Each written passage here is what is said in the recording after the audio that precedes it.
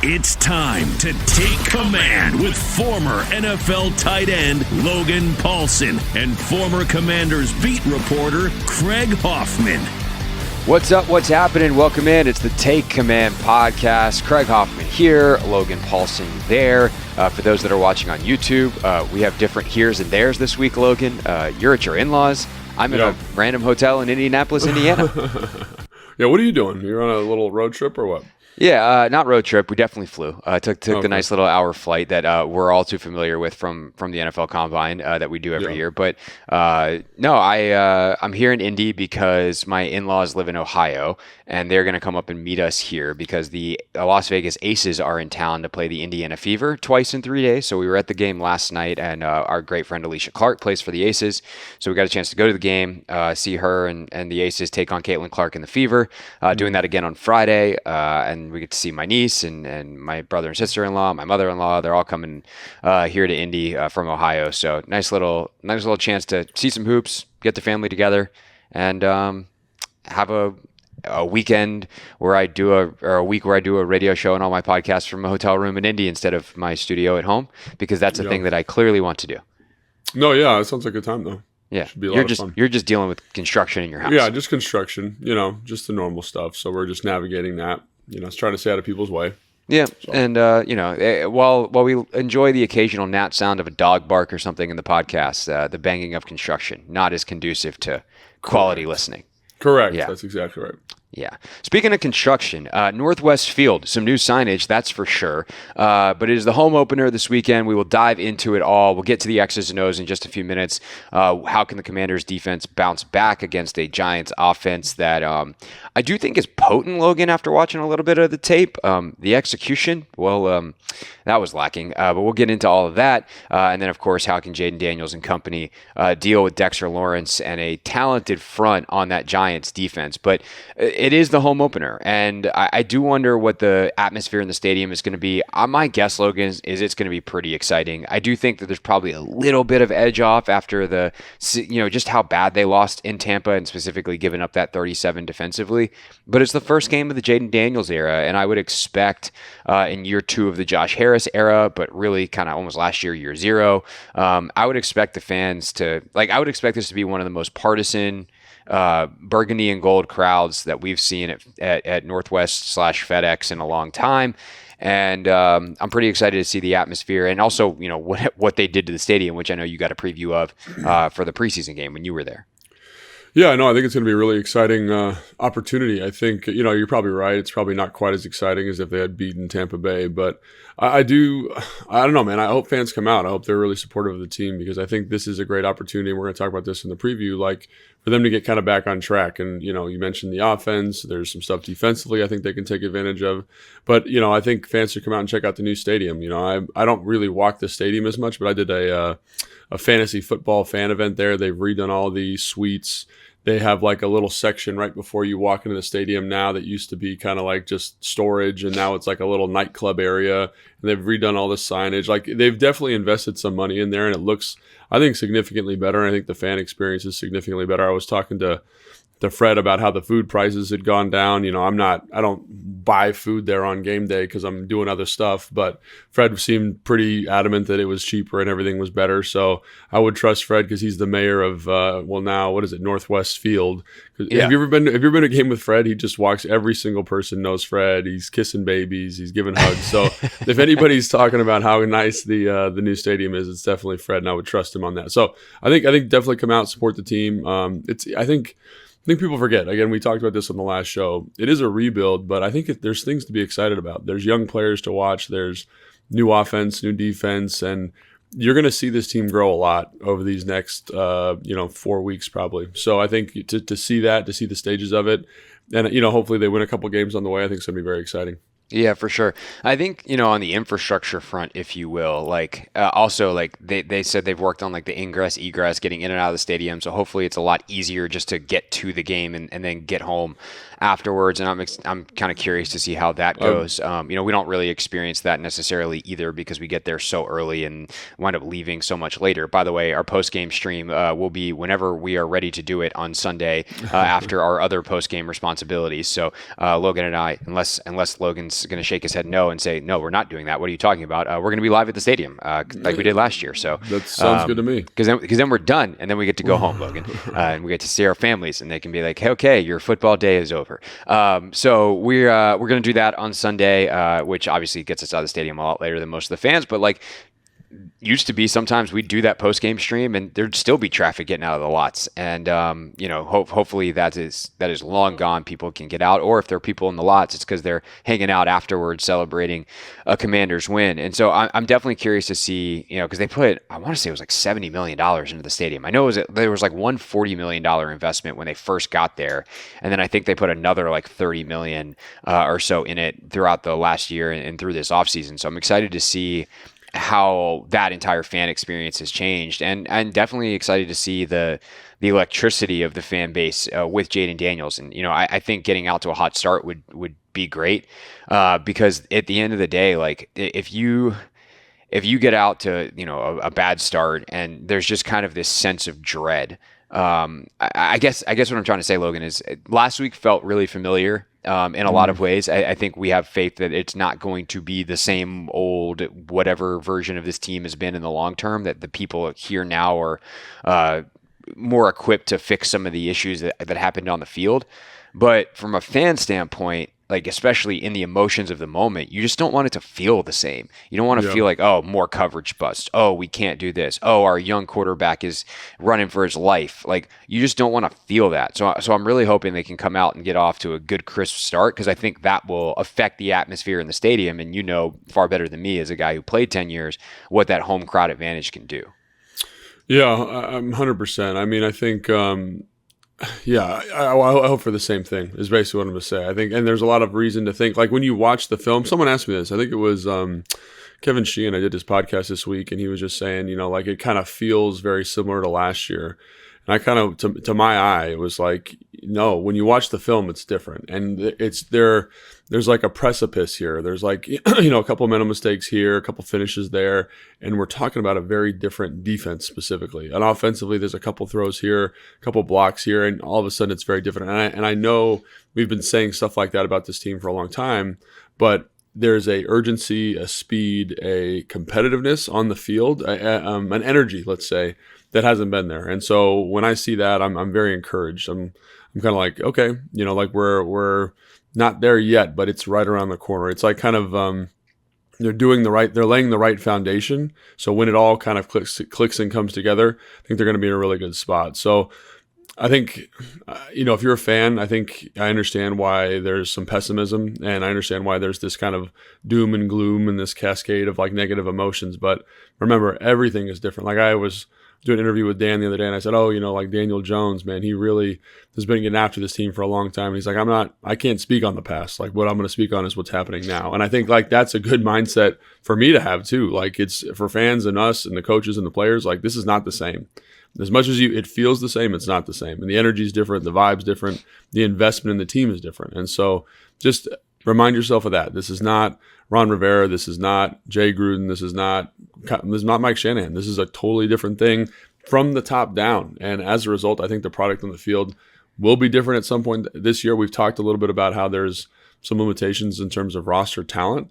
But I think this team's going to feel a lot like Arizona last year. They're in games they shouldn't be in because they play hard and they're well coached. And I think that's ultimately what we're going to settle on. I hope we get that game, a version of that game this weekend versus the Giants. Yeah, and they are talented enough to compete with the Giants, so hopefully they can pull out the win. I do think that there's going to be like the Benjamin St. Juste plays are the plays that I'm worried are going to be kind of the plays that we see all year, not specific to BSJ, but those are some of those talent plays, right? Like, you just can't make the play. At the end of the day, like, can you finish? And it's like sometimes you just need playmakers, and this team doesn't have the playmakers. And so sometimes you're going to have guys that try really hard and get beat, and that's what happens during a rebuild. And honestly, like, I'm not going to tell fans how to feel, but like I personally will live with that because I'm just like, okay, I see that they are being well coached, that they're trying their best, and they might not just have the juice to finish out a play. But when there's the mental mistakes and stuff like that, those need to get corrected. And obviously, I think that was something that really stuck in Dan's craw and Joe Witt Jr.'s craw this week of like, man, like we gotta clean that stuff up. That's the stuff that we can't live with. But they knew that immediately after the game, and there's no excuses being made. It's like we got to be better. And to the Daniel Jones point, Logan, he has been an absolute commander killer. But Dan Quinn's experience with Daniel Jones, not the same. Do you know the combined score of the two Cowboys-Giants games last year? All I remember is watching the first, because that was the year after the Giants got into the playoffs, right? And I remember watching that first game, being like, all right, this should be a competitive football game. Maybe two people. I think it was like, what was it, 40-7 or something crazy? Like it was an outlandish. It was 40-0. Yeah, it was an outlandish score, and he threw a bunch of pick sixes, had a fumble. Like Dan got after him. That defense got after him. So. And the second game wasn't any better. The second game was 49-17. So the combined score was 89-17. Cowboys 89, Giants 17 last year. You think Dan Quinn's scared of Daniel Jones? Now, unless there's something where Daniel Jones turns into a different person when he sees Burgundy. I was joking earlier, I don't know whether it was on our show or whether it was on the radio show. I was like, do you wear the black jerseys this week just so he doesn't see any Burgundy? Yeah, I mean, I don't know. Like that, whatever he does, he figures it out versus us. Brian Daboll is a great offensive play caller. He does a good job creating unscouted looks. He's going to look at probably what Tampa Bay did and say, how can we incorporate that? But yeah, I feel very confident that Dan's going to figure it. And I think the other thing that's really refreshing is like in the post-game presser, we're not talking about the refs, we're not talking about the weather, we're talking about things that this team can do to get better. And I think identifying that immediately post-game was really cool too. So kudos to the staff for getting on that. And it gives me optimism, man, that like people are going to get better this year. People are going to get better. No one's going to stay the same, because if they do stay the same, they're not going to be here. They're not going to play. So like I'm really encouraged when I hear language like that in the post games and in the weekly pressers from the coordinator, from the head coach, because it's like that's good football. So like I don't know what's going to happen with the result of this game. Hopefully it's a win, obviously, but whatever it is, it's going to be better than it was last week, because like just I bumped into Dan, talked to him briefly, and just like the look in his eye is of a man who was like, that was not acceptable, and I know it's not acceptable, and I'm going to do everything I can to make sure that it won't happen again. And they'll make new mistakes, right? They'll have new issues, but I think ultimately they like that's something that it's just different, and I'm excited about. I think one way you could phrase it is, in the past you had coaches that would get to a point in a season where they looked for excuses, and this is a coach that's looking inward going, how can I get better? No excuses. Right. Like what I don't care about whatever circumstances may have inflicted upon me.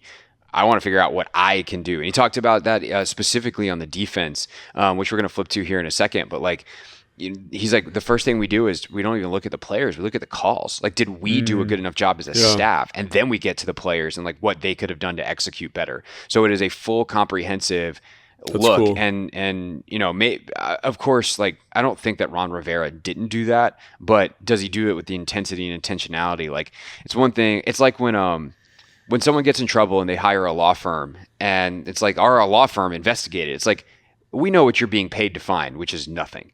Good investigation. Okay, you're doing a PR bit. I think they're really like, hey, what can we find? Because we know if we don't fix it, we're gonna be having the same exact results in the future.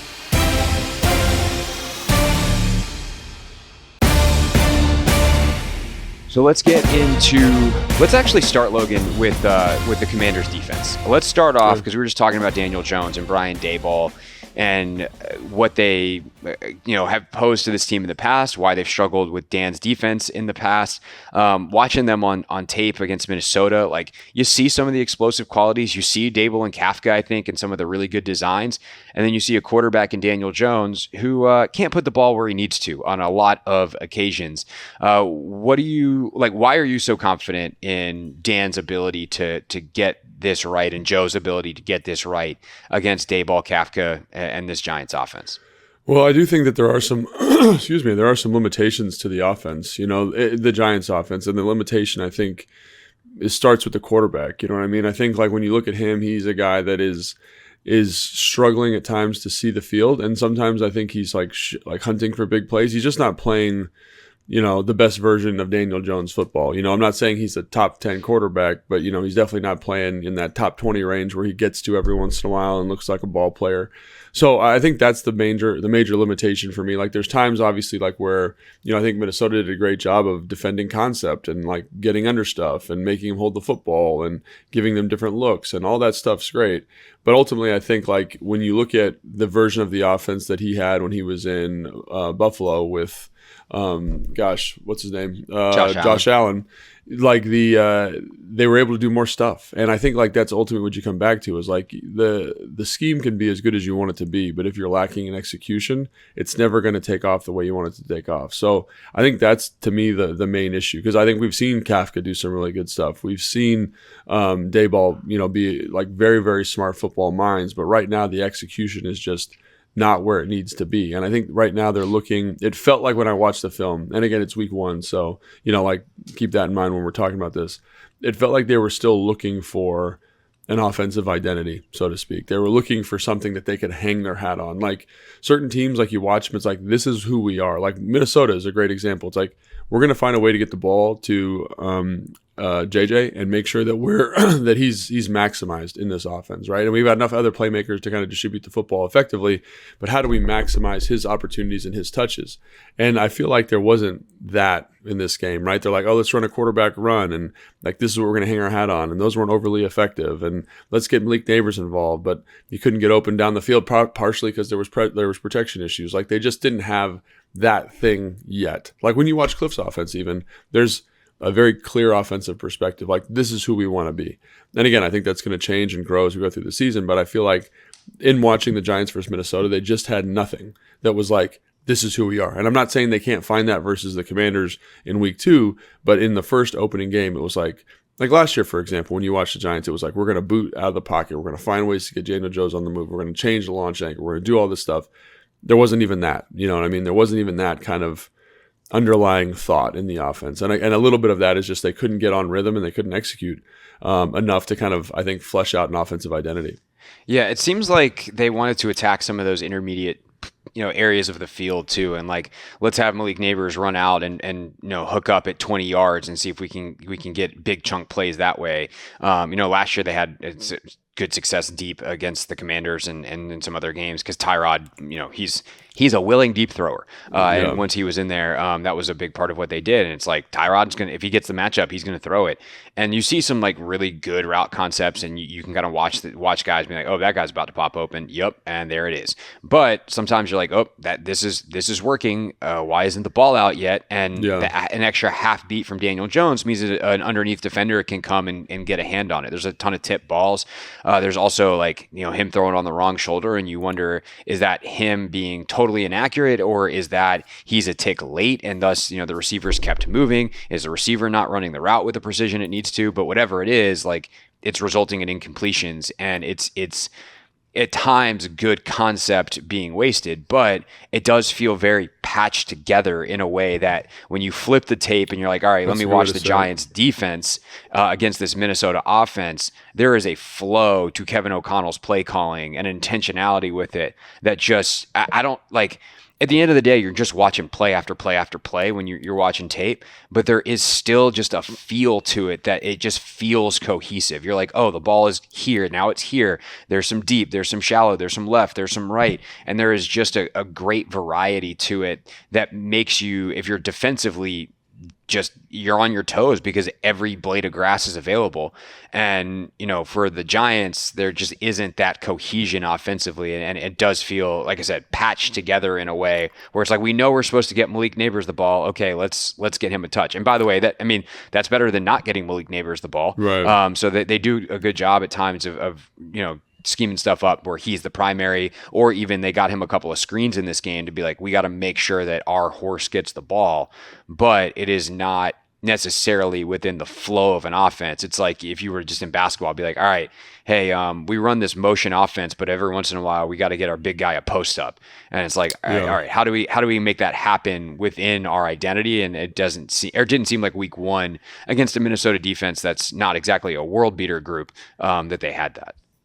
No, I think that's right. I think, having again a called games at a very different level, I felt like when I watched the game, they just couldn't get in an offensive rhythm. And so, like you mentioned, like the fluidity of Minnesota, and like sometimes when you as a play caller, when you can, again, this is just from personal experience, when you can stack plays, it gets you in that zone. And I felt like the Giants just couldn't stack, man. Like, you're in 3rd and 7 way more than you want to be. You're in these remember, like as you get in longer down in distance on 3rd down, the playbook just gets smaller and smaller and smaller. So you might have like a brilliant, 3rd and 2 call that you never get to because you can't manage the game effectively to get to those things. It's a little bit kind of what happened with Cliff week 1, right? Like we couldn't get into the flow of the offense really outside of a couple of drives because we couldn't manage 1st and 2nd down effectively. And again, like why is that? I think the why is kind of what you're alluding to there. Like Daniel Jones is a little bit off, like the depth of the receivers a little bit. It just didn't feel sharp.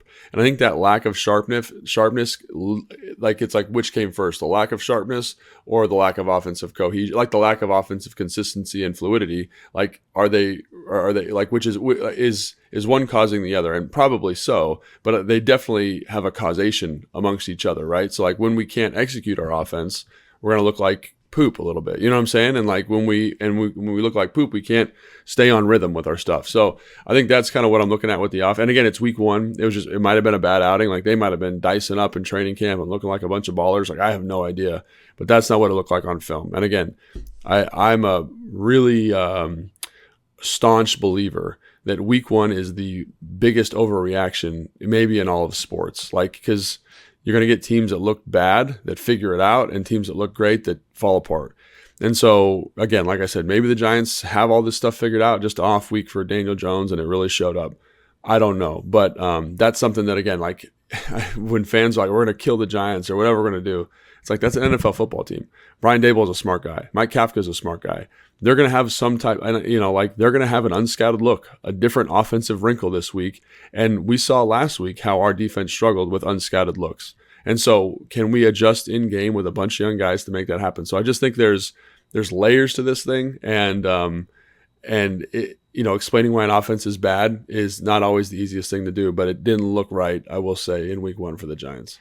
How hard is that in-game adjustment for something that is completely unscouted? Like obviously practice is really important and you can slow things down and have teaching time. But, last week you have the trap wham stuff all of a sudden come up in the run game. You have some stuff you don't expect in the passing game.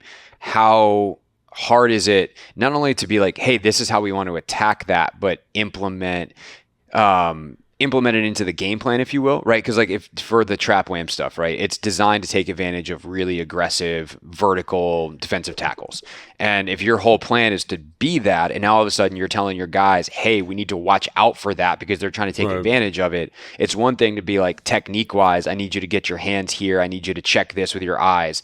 But it's kind of like when we talk about stopping the option, it's like, well, it's easy. You have this guy who's responsible for the quarterback and this guy's responsible for the running back. Well, that's fine if you know it's going to be the option. Right. But when you don't know, you have to recognize and then figure out what am I supposed to do again? So how hard is it? And I don't know if you have any really good examples of this. Obviously, for you, it'd be on the offensive side from your career.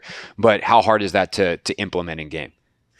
It can be really challenging, and I think it's harder for younger players. Like when you're playing against a bunch of veterans, like they just have an ability to handle. Like I got a simple example. So this is for me. This was in 2013, 2014, maybe it was Jay's first year here. And it was a short yardage situation and we were taking a play action shot. It was like 4th and 1. And so they came out in a bear front. And I know what a bear front is. If you saw Logan drop a bear front, I could do it in my sleep. It's basically like a jam front. So the center guard and tackle are all covered. They have ends like outside kind of 9 techniques, and they have a choke player over top of you, right? They have a guy like right over your nose, right? And usually that's a DB, it's a safety because he's man coverage on the tight end, right? Then they're playing man in the back, boom. But for whatever reason, they came out and the choke player was a defensive end. So there's 2 defensive ends to my side. There's a guy over my nose and there's a guy outside of me. And this is, I'm a relatively young player. It's my 4th or 5th year in the league. And I had never seen that before. And I remember thinking like, I know I have to block the rusher, but because they're both defensive ends, I don't know who it is. I don't know which one it is. So I'm going to protect my inside gap, which is this guy who's right over my head. So I took a step down, and he's actually got me a man-to-man coverage, and the other guy rushes off the edge for a sack. So again, that's an example. Like, I never made that mistake again in my career, but I needed to see it one time to make sure I got it right. You know what I'm saying? Like, that was an unscouted look for me. And I remember coming in the meeting room and the coach being like, you know, like, I could maybe coach this better, but you got to intuitively know that this is a bare front.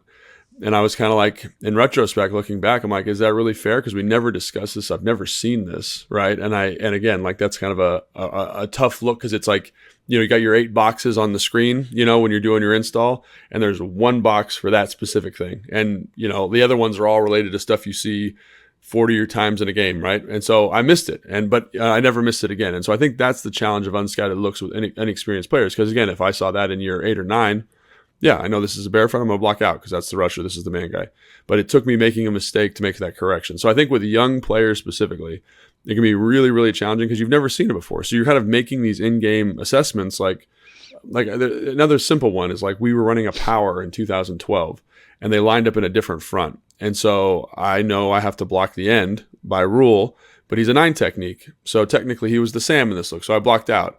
And then even I went back to the huddle and I talked to Trent, I talked to DY, and they were like, yeah, let's do it like this. And all 3 of us were able to get it corrected. So I blocked down, DY kicked out, and we gashed him the next play because we were in game. We knew each other well enough to get that corrected. So I think that's where, like, having experience and having a comfortability, if that's a word, to deal with your teammates and kind of get those things digested is so, so helpful. And it doesn't happen all the time. And I think that's why when you have a bunch of young players playing, it becomes harder because they don't have the experience to be like, oh, like, let's just do this. Like, this is what we got.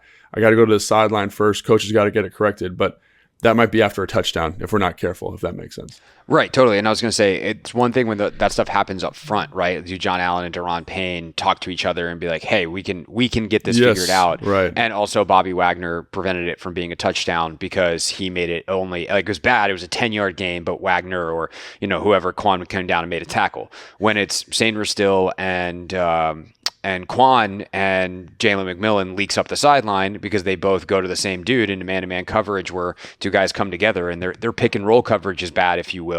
Right. You give up a touchdown. Now you're going back to the sideline being like, what are we doing there? And your coach is going to have a really good answer. He's going to be like, this is what you're supposed to do. But in the moment, because we didn't think about it, I haven't seen it before, that's the result. And hopefully you have a bunch of kind of deliberate, focused, professional guys, which I think we do, that are going to now, like, you better believe I'm going to ask those questions in the meeting this week. Hey, if we get a bunch and we get this concept, what are our rules? And again, that's why I think it's good. Like people are like, oh man, they lost, they gave up 37 points. It's good. You need to have those games because every mistake for the right player is a learning experience. And so if Brian Daboll comes out with the same looks or similar kind of approaches, getting into bunches, like the pre-snap, the like, I don't know, which I'm going to call it like a jet motion, like right as the ball is being snapped, you're moving to a 3-by-1. I've seen it now. And now I have stuff in my brain to be like, okay, we can get this corrected. I know what to do. I can check to this. I can talk to Quan. I can talk to Jeremy Chin, and we can get it worked out. So I think that's why I come out of the Tampa Bay game encouraged, because I find that when the first game is really tough against a good opponent, you kind of got to get in your bag a little bit as a team and be like, okay, shoot, well, like they kind of brought it to us. Like I wasn't prepping the way I needed to prep. The game plan wasn't where it needed to be if I'm a coach. And now we can really motivate and push to get that thing better. And I think you'll see that versus the Giants this week. Certainly hoping so. I think there was an interesting quote from Dan this week. David Harrison related on our show yesterday or on Wednesday when he joined us, and he said Dan talked about how there's lessons in this game. That was something he said immediately in the post game, and when he was followed up on it on Wednesday in his press conference, it was like there's not a lesson for every player on every play. Like sometimes, because we're talking about Frankie Louvu, and like sometimes the play just goes away from you, and like there's nothing for Frankie Louvu to learn on a run play that goes away from him. Like he did his job. He's not involved in the play. Like he's there in case there's a cutback.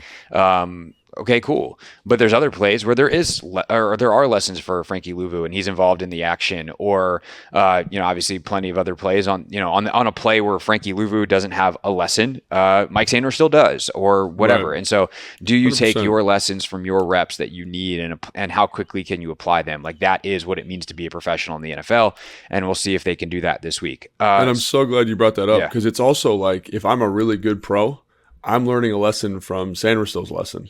Like when we talk about it in the meeting with the whole team, I'm like, oh yeah, that leverage is really important. If I'm in man coverage, I got to make sure I do that same thing. It's the same thing like with Kyle. He'd coach, we'd have like a meeting, sit down, go over the whole offense for a couple plays.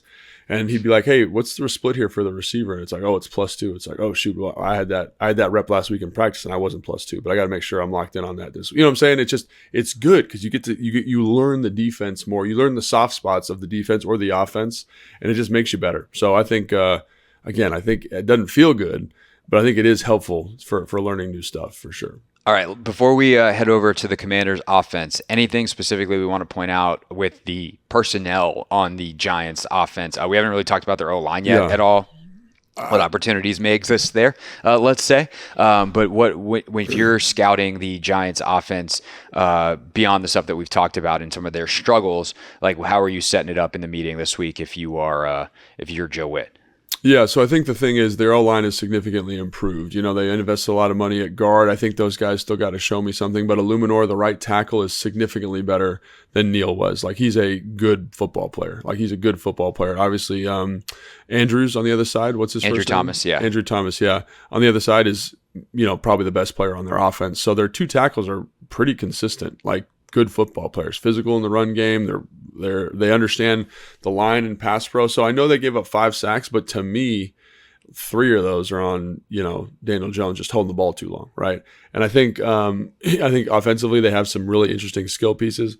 I'll talk about tight end because I think their tight ends are interesting. They got Theo Johnson, the kid from Penn State, who's like 6'6", 270 and can run like a deer. Athlete, yeah. They got Manhurts now, and they got Bellinger. So they got 3 dudes. Manhurts is still in the league? Yeah. They got 3 dudes that are pretty gnarly, like from a physicality standpoint, and that shows up. Like, those guys are going to lean on you, push on you a little bit. There is a play in the second quarter where it's like a max pro and Bellinger's in there and the line, the Vikings D line pushes away from him. So he winds up with no one and he just looks inside and he realizes that he's got no one to his own responsibility, which means he can go help, and he murders the defensive end, just cleans his clock. I was like, that's a Logan Paulson block right there. That is the stuff that Logan's dreams were made of when he was a player. And then the right Illuminor just he's like, okay, I'll take the pancake, and just goes and lays on top of him because he literally knocked him over. And so you got 3 dudes like that. So I think that'll be interesting from a physicality standpoint, because Tampa Bay didn't really have that.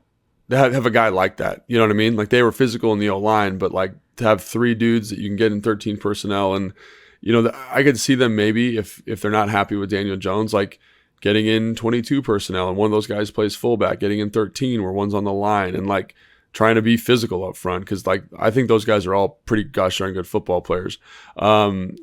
Robinson, and we know by the way that the Commanders want to be light personnel wise, like they want to live in nickel and dime, and so that is a fun personnel chess match to watch for sure. And then you got Wan'Dale Robinson, who I think is athletically one of the most fun slots to watch. He's a little inconsistent catching the football, but he can create space. There was a couple times where I thought, man, he did a great job on a choice route underneath, like kind of option routes, and he's wide open, and Daniel Jones is getting a little bit of pressure, misses the throw, and you're like, man, that would have been an explosive play. So again, like, that's one of those things where like, that guy could kill you if you're not careful here, right? If Mike Sanderson's not on his A game and doesn't understand how to handle the bunch here, like, he's going to be wide open. He's got some juice.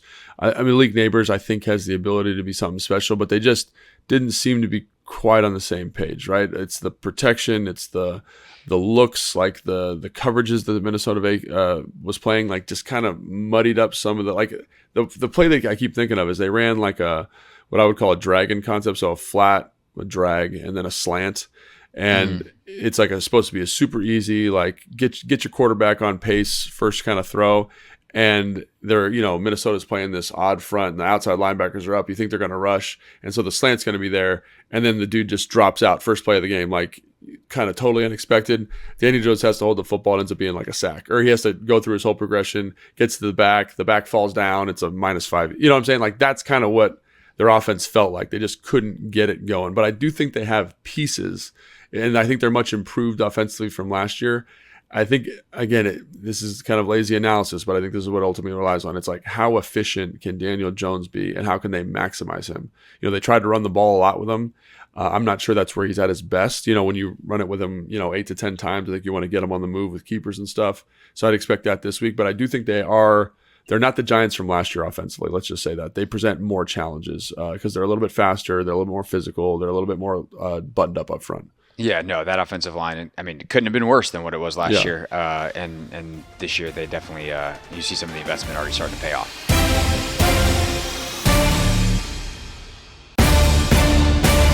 If you want to see really good personnel up front for the Giants, well, let me introduce you to Dexter Lawrence and his friends. The Giants defense is they've got some dudes on that side of the ball. Obviously, Kevin O'Connell and Justin Jefferson and crew did a great job last week to be able to handle it. They were able to neutralize what they needed to neutralize, get JJ the ball where they needed to. He got in the end zone. Everybody gritty. If you're ask you the same question, but now you're Cliff Kingsbury. What's the scouting report for this New York Giants team this week, and where does it start? Yeah, for me, it starts with obviously Dexter Lawrence. We'll get to him in 1 second, but Shane Bowen is the new defensive coordinator there. So it feels so much different than it did last year. Last year, it's like the craziest, most unsound pressures, and you're just like, this guy, this can't be like a real thing we're seeing because they're just bringing everybody, and this guy's looping in the same gap, and just bombs over Baghdad. Comparatively, this is an extremely conservative defense. It feels very similar to like Bill Belichick from like 2005. You know what I mean? It's like, we're going to play quarters, we're going to play a little cover 2, we're going to play 6, we're going to match. And then much like Belichick, they are a little bit of a game plan team. So they're going to kind of say like, what do you do well? How do we take it away? And I think that's going to be a really interesting chess match between Cliff. Like, what is he like if I'm Cliff, I'm thinking, what does he know about us based on week 1? How do I prevent him from taking that away? Like Jaden's scrambling ability, like, are they going to change their rush path? Are they going to blitz more? Are they going to use a spy? Like if I'm Shane Bowen after watching last week, I'm throwing in some of those pressures that they ran in Tampa Bay just to see if we got it locked up. You know what I mean? We had some free runners. We had some issues with some line stunts in terms of Wiley and Cosme on different levels. Like, let's throw that at them, see if they got it fixed. And so if I'm Cliff, I'm like, okay, how do we do that? What coverages gave us an issue? How do we beat man-to-man? Because we had a little bit of an issue. Jaden did in certain situations with that. So I would expect maybe a little bit more than last week, but I'd say at its core, the defense is a little bit simpler. Like they're going to have a wrinkle for you, but on the whole, it's a little bit simpler. So I think that's advantageous for Jaden Daniels. Now, you mentioned the front, and like, Dexter Lawrence, I know he doesn't get talked about in the same way as like Chris Jones and Micah Parsons, but he statistically is one of the most dominant defensive players in the NFL over the last 3 years. And like when you watch the game, you watch Minnesota's offense, like he's creating sacks, he's creating TFLs, like he just is able to do a lot. And when you look at his body type, it doesn't make a lot of sense because he's 6'5", he's 350. He doesn't move. He's not like lightning quick. He's just a bear. Like I've never seen a guy consistently overpower offensive linemen the way he does and just push the pocket and create pressures. So to me, he's the problem. And I know people talk about Burns on the edge and Kayvon Thibodeau, and I think they're very good athletes, but they haven't, to me, lived up to the name just yet. Like I know Kayvon Thibodeau had 10 sacks last year. I think 6 of them were against third-string offensive linemen, like just from different teams because of injury things over the course of the season. Against good players, he doesn't really show up. That's not to say he won't. Yeah, he also, for whatever reason, had Charles Leno's number. Like that was just a great matchup for him. Like he just had a good feel for it, for sure. Yeah.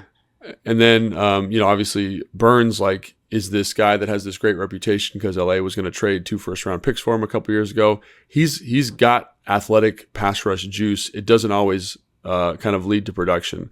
And I was talking to somebody about that. It's like, how do you kind of weigh and scout those guys? And they were like, well, because of Dexter Lawrence, it changes their dynamic because Dexter's going to push the pocket. The quarterback's going to want to step back, and you're going to get a lot more sacks of those guys running high on the edge, which I didn't even think about. because of that one guy in the middle's ability to disrupt. So I think that's something that I'm definitely going to be watching, because Jaden, the one fumble that he had, you can say the first one, where he lateral fumble, whatever. Right. One that he had like at the 40-yard line, he gets a little bit of pressure internally. He steps back in the pocket and the ball gets out. And I think like you got to be hyper aware, because it's going to like, that's how their pressure is going to feel almost every time. Pressure up the middle, because he's really good, Dexter, and those guys are just racing to that spot. So don't step back. And how do we handle that if as a young player, kind of dealing with different rush patterns? Yeah, I mean, one thing that I kind of noticed the more I watched last week back too is, and this was kind of his rep coming in, Biotish is really, really solid, but he's not the strongest guy in terms of moving people. And obviously trying to move Vita Vea is a task for that nobody can accomplish. And Dexter Lawrence, like, that just sucks if you're Tyler Biotish. You sign with the Commanders, you're like, okay, cool, I'm excited. DQ was my guy in Dallas. All right, let's see what this schedule looks like.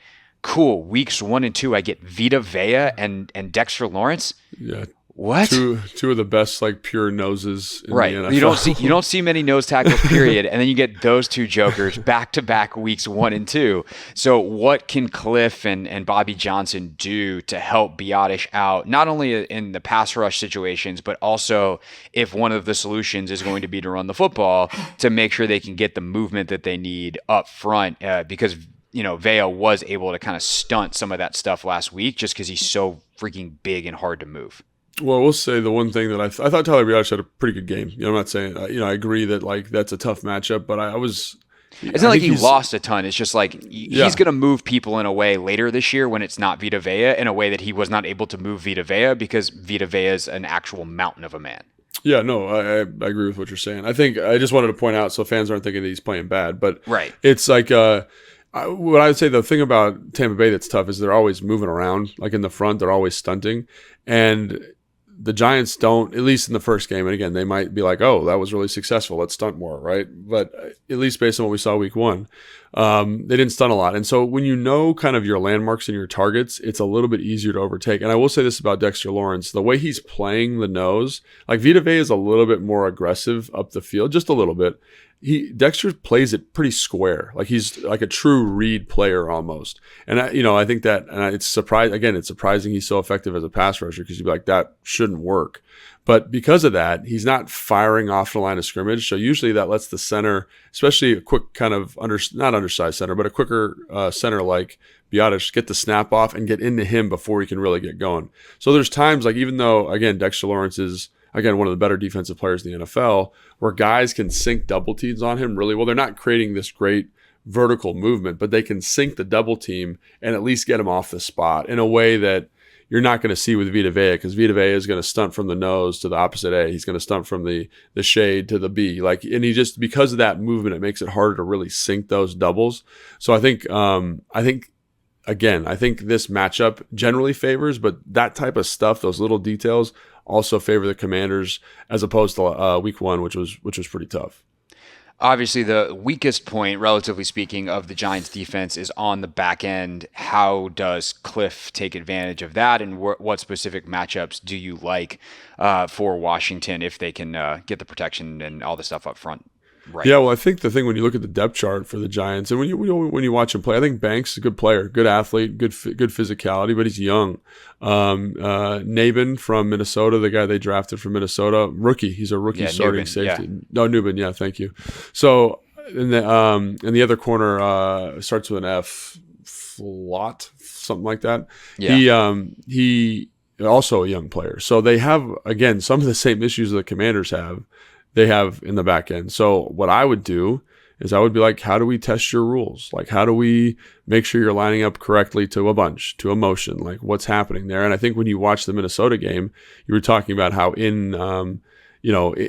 how effectively that game was called by Minnesota's staff. Like, a lot of it is they're shifting, they're motioning, they're getting good matchups, they're hitting stuff on the move. And I think there's an element of that. So, I've talked about how Cliff in training camp had more motions, had more shifts. I think this would be a decent game. I'm not saying go shift motion crazy. It needs to be every play, But, in critical down and distance, like, let's see if you're paying attention. Let's see if you were paying attention in the install on Monday, or on Wednesday, if you're the Giants secondary guys. And again, they have not played a lot of football together. So how do they communicate certain things? Like, test those rules the way that Tampa Bay tested us week 1. So I agree. I think they've got some good athletes in the back end. I think the nickel player is a good player. The kid from Kentucky, they've got Andrew Phillips. They've got some good football players back there, but like, they're young. So let's make them work for it a little bit and see what they know, and test their communication skills a little bit. Yeah, it's interesting too. You talk about them not playing a lot of football together. I was just clicking through a couple of plays in NFL Pro, and they have who's on the field for each one, and like, they even mixed up their corners last week. Like, you got some Adoree Jackson, you got some Deontay Banks, you got some Cordell Flott, you got some Tyler Nubin, you got some Andrew Phillips. So like, they had a bunch of guys go in and out of the game last week. So we talk about those reps together. There's only so much that they've stacked those through week 1 in a new defense, and can they take advantage? I was gonna say let's go a little bit deeper to wrap up here on some of the motion and that kind of stuff, because that's that becomes one of the big things. Like, Terry lined up on the left 87% of the time. They only use motion so much. I do wonder sometimes when some of that stuff is auto-populated, only because I felt like Cliff actually used a decent amount of motion, not like a ton, and it's not as intentional as like McDaniels, right? Like, there's some of those like jet motions and those short motions right before the snap. Cliff's is more of like, hey, we're going to line up here. All right, jog across motion. Let's see if we can get a man zone read. Like, it's a lot of information gathering. But I sorted NFL Pro. There's at least one mistake in your sorting mechanism, because it was like only 9 plays with motion. And then I was like, okay, let me go to the plays that don't have motion. And the first one I watched had motion. So I don't know what the actual percentages was, but I feel like there was a little bit more than maybe some of the numbers would suggest, based off of the fact that if it's being calculated off what I just described, then they missed at least one. But point being, Logan, that it was week 1. There is more in the bag. We have seen some like full formation shifts. We have seen some jet motions, and we didn't see any end arounds or jet sweeps last week either. That's certainly in based off what we saw in training camp as a possibility. So how, like, I guess the fan version of this question would be like, does Cliff need to do some of that stuff that guys like McDaniel and Shanahan and O'Connell are doing, or is he able to accomplish it through other methods, like some of the similar stuff that is more in line with how Cliff's like the identity of who Cliff is as an OC? Yeah, so I think if you're calling or designing a play, you got to ask why you would motion. Don't just motion to motion. Like, I think, when Scott Turner was here, like, I think they were like the 3rd team in terms of motion usage in the NFL, the Commanders. It was something like insanely high. Maybe it was like top 10.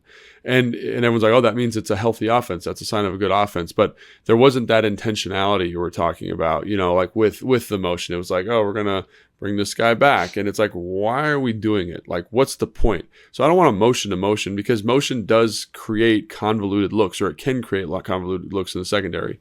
When it's a static picture, I know where everybody's at. So I think that's the thing. It's like, we talked about it last year with Sam Howell and Eric Bieniemy. It's like, maybe Sam doesn't want a motion. Maybe he has a hard time seeing it. And so if you're doing, like, why are you doing it? What's the motivation behind the motion? I think that's always what fans have to ask themselves.